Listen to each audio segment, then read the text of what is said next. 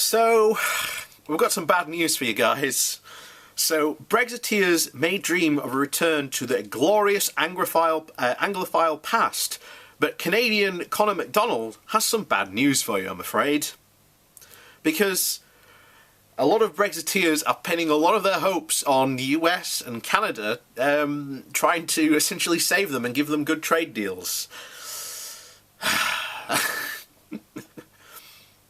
So, hard Brexiteers love to imagine that one day the Anglosphere will come running to reunite with the mother country.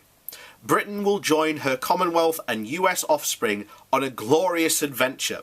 The special relationship will scale new heights and see the old order restored as a worldwide retro tribute act.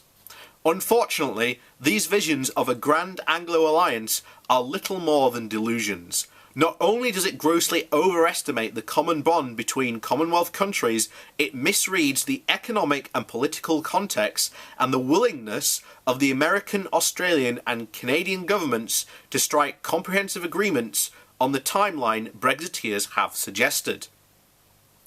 Brexiteers are oblivious to the political consideration that has emerged over the Commonwealth countries' ties to the mother country in the last 20 years. In Australia, this has manifested itself as a protracted debate about republicanism. The Labour Party has not supported the monarchy since 1991, and numerous senior Liberal politicians have endorsed a change as well. In Canada, our adoption of a new flag in 1967 and the repatriation of the Constitution in 1982, landmark events, were interpreted and supported as definitive attempts to distance the state from a narrow British heritage. It has long been one of the strange aims of the Liberal Party to distance Canada from the British institutions, to better integrate newcomers from other places, and to surge Quebec's understandable scepticism of Anglophobia.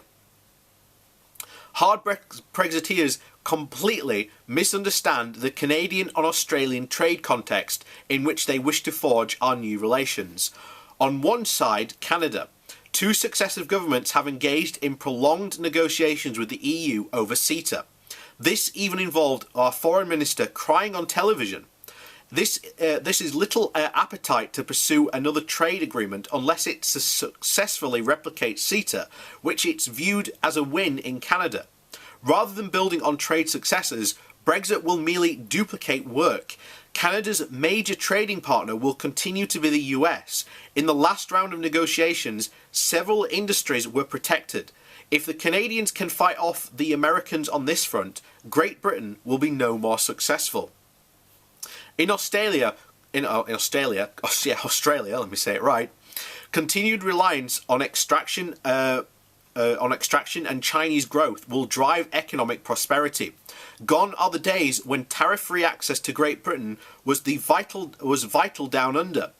While the need to continue trade deals with the US or the UK might be urgent, there is no such concern for either Australia or Canada.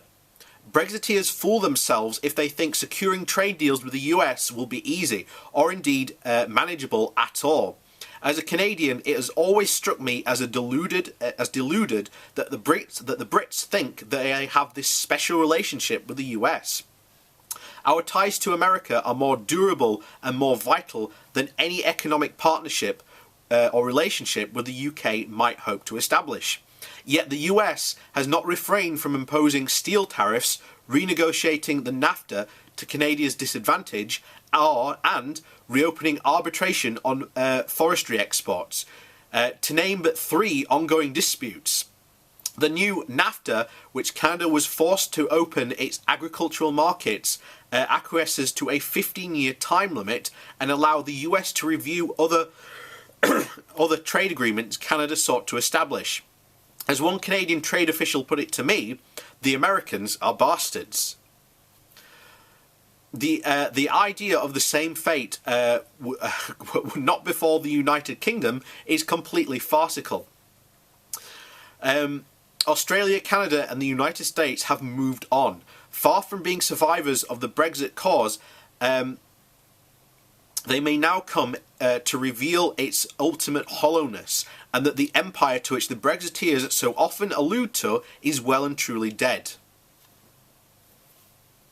And well, this is what we've been saying from the very beginning. This is what the Brexiteers have been pinning their hopes on. But they haven't paid attention to what's going on in America, Canada, Australia. Why the hell does Australia want to do a trade deal with us when the area that they are in at the moment is the most dynamic trading area in the world?